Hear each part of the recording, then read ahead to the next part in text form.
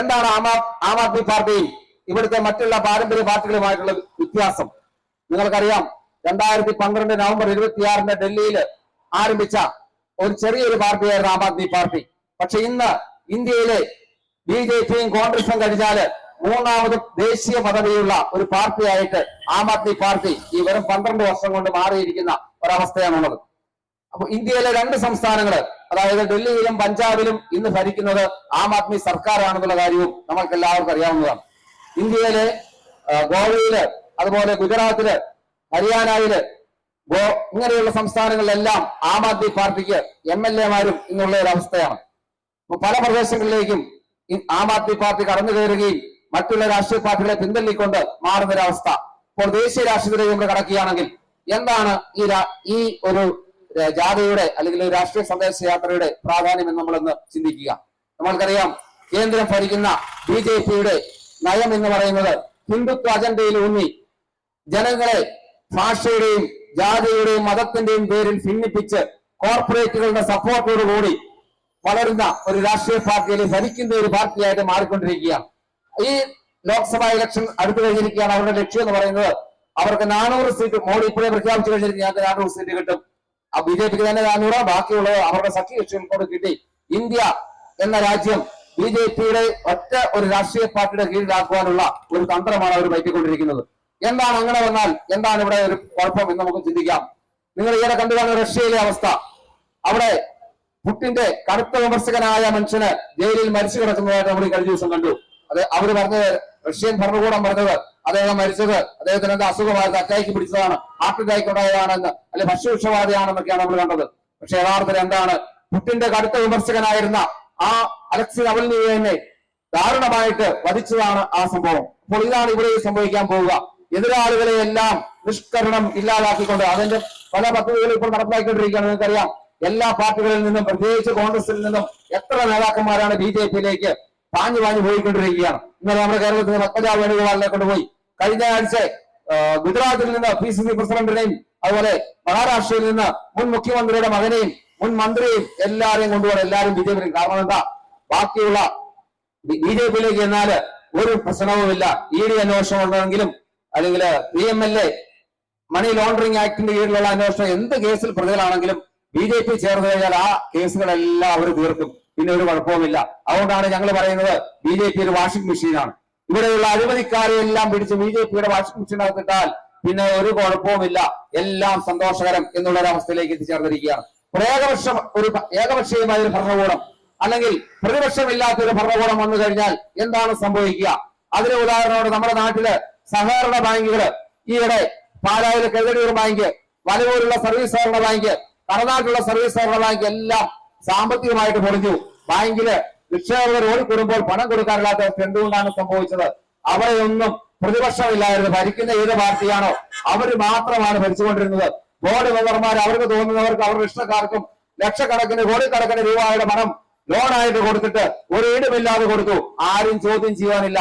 ആരും ചോദ്യം ചെയ്തില്ലെങ്കിൽ ഇതാണ് എല്ലായിടത്തും സംഭവിക്കുന്ന കാര്യം. കാരണം പ്രതിപക്ഷമില്ലെങ്കിൽ പ്രതിപക്ഷത്തിന്റെ ജോലി എന്താ? ഒരു ഭരണപക്ഷത്തെക്കാളും പ്രധാനപ്പെട്ടതാണ് പ്രതിപക്ഷം. പ്രതിപക്ഷമാണ് തെറ്റുകൾ ചൂണ്ടിക്കാണിക്കുന്നത്, തിരുത്തലുകൾ വേണമെന്ന് ആവശ്യപ്പെടുന്ന പ്രതിപക്ഷമാണ്. ആ ഒരു പ്രതിപക്ഷ മുന്നണിയെ ഇല്ലാതാക്കിക്കൊണ്ട് ഇന്ത്യ തന്നെ ഭരിക്കാമെന്നുള്ള ഒരു മോഹത്താലാണ് ഇന്നത്തെ മുന്നണി. കാരണം അവരുടെ അജണ്ട അത് മാത്രമേ ഉള്ളൂ. ഇനി നമ്മൾ ഡൽഹിയിലേക്ക് നോക്കുക. ഡൽഹിയില് ആം ആദ്മിയുടെ 2 മന്ത്രിമാർ ഇപ്പോഴും ജയിലിനകത്താണ്. ഇതുവരെ ഒരു വിചാരണ നടത്തുന്നു. കോടതി പറയുന്നു വിചാരണ നടത്തുന്നത്. വിചാരണ നടത്തുന്നില്ല. എന്ത് ഇങ്ങനെ നീട്ടിക്കൊണ്ട് പോവുകയാണ്. അതിനകത്ത് മോഡിയുടെ ലക്ഷ്യം ഇവരെയെല്ലാം ഭയപ്പെടുത്തി BJPക്ക് അനുകൂലമായിട്ട് പല ആം ആദ്മിയുടെ MLA-മാരെയും BJPക്കാർ ചാക്കിട്ട് പിടിക്കാൻ നോക്കുക. പക്ഷെ അവരാരും പോയിട്ടില്ല. അവരെ ഭീഷണിപ്പെടുത്തി ജയിലിടുകയാണ്. നിങ്ങൾക്കറിയാം, മനീഷ് സിസോദിയ ഹാപ്പിനെസ് കരിക്കുലം എന്നൊരു അദ്ദേഹം വിദ്യാഭ്യാസ മന്ത്രിയായിരുന്നു. അവിടുത്തെ അതുപോലെ ധനകാര്യമന്ത്രിയുമായിരുന്നു. ഹാപ്പിനെസ് കരിക്കുലം എന്നൊരു ആശയം ഡൽഹിയിലെ സ്കൂളുകൾ, നമുക്കറിയാം ഡൽഹിയിലെ ഗവൺമെന്റ് സ്കൂൾ എന്ന് പറഞ്ഞാൽ ആഗോള നിലവാരത്തിൽ ഇന്റർനാഷണൽ ലെവലിലുള്ള സ്കൂളുകളാണ്. നമ്മുടെ ഇവിടുത്തെ സ്കൂളുകൾ പോലെയൊന്നുമല്ല. കുട്ടികളെല്ലാം പ്രൈവറ്റ് സ്കൂളിൽ നിന്ന് ഗവൺമെന്റ് സ്കൂളുകളിലേക്ക് മാറിയിരിക്കുകയാണ്. അപ്പോൾ ഹാപ്പിനെസ് കരിക്കുലം എന്ന് പറഞ്ഞാൽ കുട്ടികളെല്ലാം സന്തോഷകരമായിട്ട്, ടെൻഷൻ ഇല്ല. നമ്മുടെ ഇവിടെ എന്താ അവസ്ഥ? കുട്ടികൾക്കെല്ലാം ടെൻഷനാണ്. കോളേജിൽ പഠിക്കാൻ പറ്റുമോ? കോളേജില് അവരുടെ വിദ്യാർത്ഥി സംഘടനകൾ അല്ലെങ്കിൽ അവരെ ഭീഷണിപ്പെടുത്തുക, അവരെ ബെൽറ്റ് കൊണ്ടടിക്കുക, അവരെ ക്രൂരമായി മർദ്ദിക്കുക, തൂക്കിലേറ്റുക, കൊല്ലുക, എന്നിട്ട് പറയുകയാണ് ഞങ്ങളൊന്നും പറഞ്ഞില്ലയോ എന്ന് പറഞ്ഞുകൊണ്ടിരിക്കുന്ന ഒരു അവസ്ഥ. സിദ്ധാർത്ഥിനെ നമുക്കറിയാം, പാവം അച്ഛനും അമ്മയും കരയുന്നത് നമ്മൾ കണ്ടതാണ്. അതുപോലെ കഴിഞ്ഞ ദിവസങ്ങളോട് അഭിമന്യു എന്ന SFI പ്രവർത്തകൻ കൊലപ്പെട്ടിട്ട് വർഷങ്ങളായി. ആ അന്വേഷണം അതിന്റെ വിചാരണ നടക്കാൻ പോവുകയാണ്. അന്നേരമാണ് കോടതിയിൽ അന്വേഷണം. അവിടെ രേഖകളൊന്നുമില്ല, രേഖകളെല്ലാം നഷ്ടപ്പെട്ടു പോയിരിക്കുകയാണ്. പ്രിൻസിപ്പൽ സെഷൻസ് കോടതിയിൽ രേഖകളൊന്നുമില്ല എന്നാണ് പറയുന്നത്. ഇങ്ങനെയൊക്കെയാണ് നമ്മുടെ രാജ്യത്ത്. എന്താണ് ഇവിടെ ഇതിന്റെയൊക്കെ കാരണങ്ങൾ? ഇതെല്ലാം അഴിമതിയും കെടുകാര്യസ്ഥതയും സ്വജനപക്ഷപാതവും നിറഞ്ഞ ഒരു സർക്കാർ സംവിധാനത്തില് ഇതിൽ കൂടുതൽ അല്ലാതെ എന്തുണ്ടാവും എന്ന് നമ്മൾ ചിന്തിക്കുക. അപ്പോൾ അവിടെയാണ് ആം ആദ്മി പോലെയുള്ള രാഷ്ട്രീയ പ്രസ്ഥാനങ്ങൾ, നവരാഷ്ട്രീയ പ്രസ്ഥാനങ്ങളുടെ പ്രാധാന്യം. പലരും പറയും ആം ആദ്മി BJPയുടെ ബി ടീമാണ്. എവിടെയാണ് BJPയുടെ വീട്? BJP ഏറ്റവും ഭയപ്പെടുന്ന ഒരു രാഷ്ട്രീയ പാർട്ടി ആം ആദ്മി തന്നെയാണ്. കാരണം ആം ആദ്മി ഉയർന്നു വന്നാൽ നമ്മളുടെ സ്വാധീനം നഷ്ടപ്പെടുമെന്ന് അവർക്ക് കൃത്യമായിട്ട് അറിയാം. ആ അറിവിന്റെ വെളിച്ചത്തിലാണ് ആം ആദ്മി പ്രവർത്തകരെ, ആം ആദ്മിയുടെ മന്ത്രിമാരെയും MLA ഒക്കെ പിടിച്ച് ജയിലിൽ അടച്ച് അവരെ ഭീഷണിപ്പെടുത്തുക, അത് വിചാരണ നടത്താതെ വർഷങ്ങളോളം അവരെ ജയിലിൽ അടച്ചുകൊണ്ടിരിക്കുന്ന ഒരു സംവിധാനം. അപ്പോൾ ഇതൊക്കെയാണ് ഇവിടെ കേന്ദ്ര ഗവൺമെന്റ് നടപ്പിലാക്കുന്നത്. അപ്പോൾ ഇതിനൊക്കെ ഒരു പരിഹാരം ഉണ്ടാകുക, അതിന്റെ ലക്ഷ്യത്തിനു കൂടിയാണ് നമ്മള് ഇന്ത്യ അലയൻസ് കേജ്രിവാളിനെ കുറിച്ച് ഒന്നുകൂടെ തീർച്ചയായിട്ടും പറയണം. ഒരു കുറിയ മനുഷ്യൻ, അദ്ദേഹത്തിനെ നിങ്ങൾ പലപ്പോഴും കണ്ടിട്ടുണ്ടാവാം.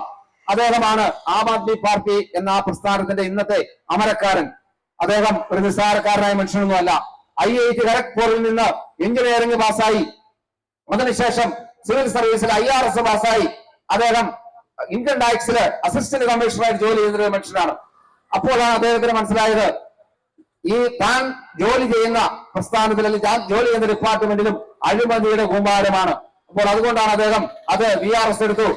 റിട്ടയർ ആകുന്നതിന് മുന്നേ, പ്രായമാകുന്നതിന് മുന്നേ ജോലി രാജിവെച്ചുകൊണ്ട് ഇന്ത്യൻ രാഷ്ട്രീയം കുറച്ച് അഴിമതി വിമുക്തമാക്കുവാൻ ചൂലെന്ന ചിന്തമേന്തിക്കൊണ്ട് ഇന്ത്യയെ അഴിമതി വിമുക്തമാക്കുവാൻ എന്ന ലക്ഷ്യത്തോടു കൂടിയാണ് അദ്ദേഹം ഈ പാർട്ടി രൂപവൽക്കരിച്ചത് എന്നുള്ള കാര്യം നമുക്കറിയാം.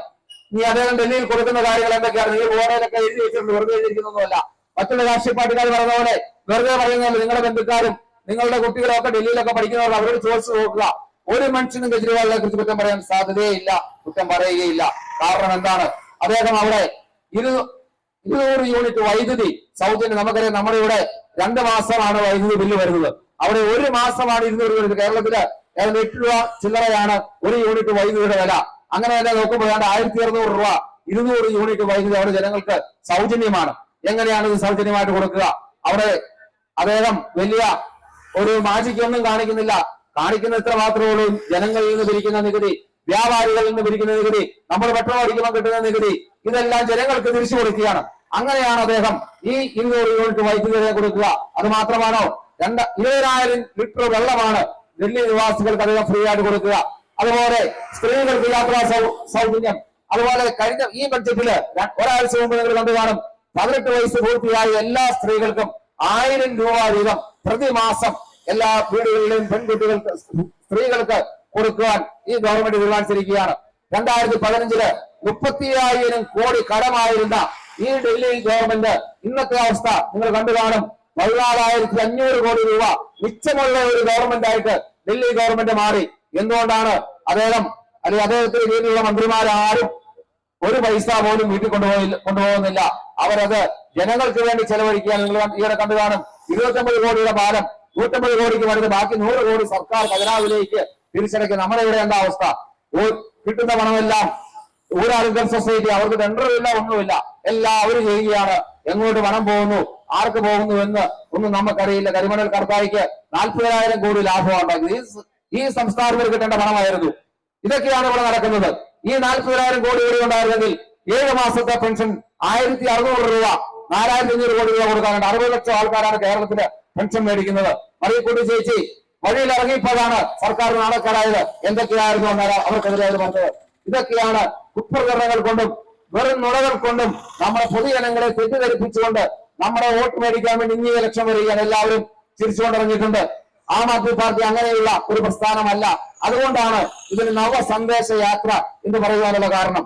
ഇപ്പോൾ വർഗീയതയില്ല, ഒരു വർഗീയതയും പ്രോത്സാഹിപ്പിക്കാത്ത ഒരു പാർട്ടി, എല്ലാവരെയും ഒരുപോലെ കാണുന്ന, ക്രിസ്ത്യാനിയാണെങ്കിലും ഹിന്ദു ആണെങ്കിലും മുസൽമാനാണെങ്കിലും പാഴ്സിയാണെങ്കിലും അവരെല്ലാം ഇന്ത്യയുടെ മക്കളാണ്, അല്ലെങ്കിൽ ഈ രാജ്യത്തിന്റെ മക്കളാണ് എന്നുള്ള ഒരു കാഴ്ചപ്പാട്, ഒരു ദേശീയ കാഴ്ചപ്പാട് ആം ആദ്മിയുടെ കാഴ്ചപ്പാടാണ്. അതുപോലെ ആം ആദ്മിയുടെ മറ്റൊരു പ്രത്യേക കാഴ്ചപ്പാടാണ്. നമ്മളിപ്പം നമ്മുടെ ജനപ്രതിനിധികളെല്ലാം തെരഞ്ഞെടുക്കും, പഞ്ചായത്ത് മെമ്പർമാരെ തെരഞ്ഞെടുക്കും, MLA തെരഞ്ഞെടുക്കും, MP തെരഞ്ഞെടുക്കും. 5 വർഷത്തിൽ കഴിഞ്ഞാൽ 5 വർഷം വരെ അവർ രാജാക്കന്മാരാ, നമ്മൾ വെറും പ്രജകള്. ഇവരുടെ അടുത്ത് നിന്ന് നമ്മൾ കൈകൊട്ടി എല്ലാം മേടിച്ച് ഇവരുടെ ഈ അനൗൺസ്മെന്റ് കണ്ടാൽ അല്ലെങ്കിൽ അവരെ എവിടെയൊക്കെ ബോർഡ് വെക്കുന്നുണ്ട്. ഇത് അവരുടെ വീട്ടിൽ കൊടുത്ത പൈസ ഒന്നുമല്ല, നമ്മുടെ നികുതി പണമാണ്.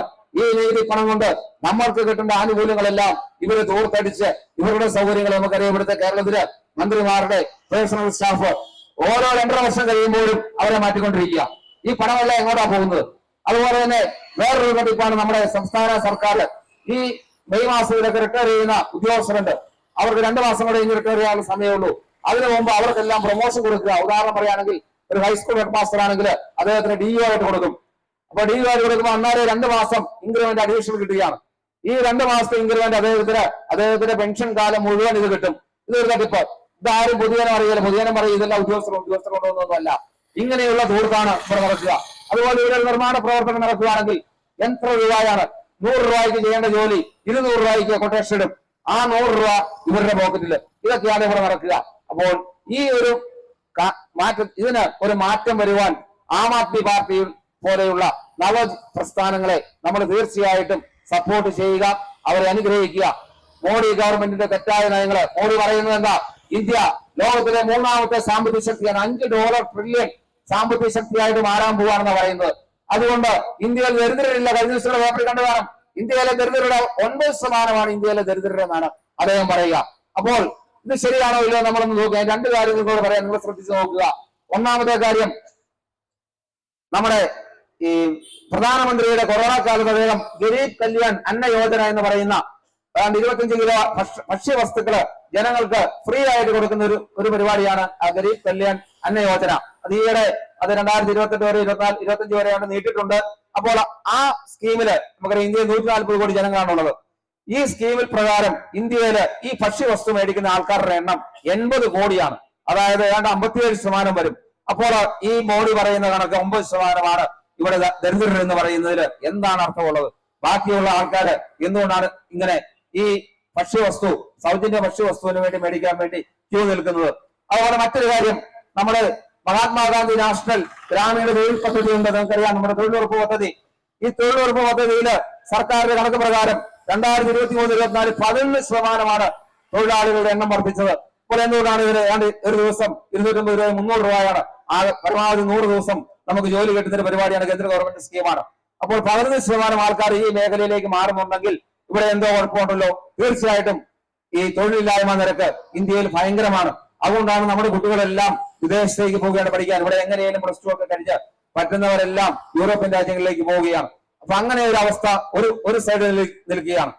അപ്പൊ നമ്മുടെ പണമെല്ലാം ഇവര് കൊണ്ടുപോയി അവർ സുഖകരമായിട്ട് ജീവിക്കുന്ന ഈ അവസ്ഥയ്ക്ക് മാറ്റം വരണമെങ്കിൽ ജനങ്ങള് ആം ആദ്മി പോലെയുള്ള പുതിയ പ്രസ്ഥാനങ്ങളെ തീർച്ചയായിട്ടും സപ്പോർട്ട് ചെയ്യുക. നമുക്ക് ജീവിക്കാൻ പറ്റാത്തൊരവസ്ഥയിലേക്ക് മാറിക്കൊണ്ടിരിക്കുന്ന ഒരു കാലഘട്ടത്തിൽ, വർഗീയത അതിന്റെ അങ്ങേയറ്റത്ത് നിൽക്കുന്ന ഒരു കാലഘട്ടത്തിൽ, നിങ്ങൾക്കറിയാം ഗുജറാത്തിലും UP യിലും ഒക്കെ നടക്കുന്ന കാര്യങ്ങള് അവിടെ ഒന്നും ആരും ഒന്നും ചോദ്യം ചെയ്യാനില്ല അതൊരവസ്ഥയാണ്. അപ്പോൾ ഇതിന്റെ ഒരു മാറ്റം വരുവാൻ വേണ്ടി ഈ നവീന ജാഥ ഒരു സഹായകരമാകും എന്നൊരു പ്രതീക്ഷയോട് കൂടിയാണ് പാലാ നിയോജക മണ്ഡലം ഇങ്ങനെ ഒരു ജാഥ സംഘടിപ്പിച്ചത്. അപ്പോൾ തീർച്ചയായിട്ടും ജനങ്ങള് ഇതിനോട് സപ്പോർട്ട് ചെയ്യുക, ഇതിന് കൂടെ നിൽക്കുക. ഈ ഇലക്ഷൻ വരുമ്പോൾ ആം ആദ്മി സ്ഥാനാർത്ഥികളുണ്ടെങ്കിൽ തീർച്ചയായിട്ടും ഗ്രാമപഞ്ചായത്ത് തലത്തില്, ലോക്സഭയിൽ ഞങ്ങള് കേന്ദ്രത്തിൽ നിന്നൊരു നിർദ്ദേശം വന്നാൽ നമ്മുടെ സ്ഥാനാർത്ഥി ഉണ്ടോ ഇല്ലയോ നമുക്കറിയാൻ പറ്റുകയുള്ളൂ. അപ്പോൾ ഉണ്ടെങ്കിൽ സ്ഥാനാർത്ഥി ഉണ്ടെങ്കിൽ ആം ആദ്മി പാർട്ടിയുടെ സ്ഥാനാർത്ഥിയെ വിജയിപ്പിക്കുക. നമുക്ക് ഏതായാലും നമ്മളിവിടെ വലത് ഇടത് നടു മുന്നണികളെല്ലാം പരീക്ഷിച്ചു. ഇനിയും ഒരു പരീക്ഷണം കൂടെ നമ്മളൊന്ന് നോക്കുവാനുള്ള സമയം അതിക്രമിച്ചിരിക്കുകയാണ്. ഈ ഒരു അഭ്യർത്ഥന ദയവായിട്ട് ഭരണങ്ങാന പ്രദേശവാസികളും എന്നെ ശ്രമിക്കുന്ന എല്ലാവരും ചെയ്യുമെന്നുള്ള പ്രതീക്ഷയോടുകൂടെ ഞാൻ എന്റെ വാക്കുകൾ നിർത്തുന്നു. നന്ദി.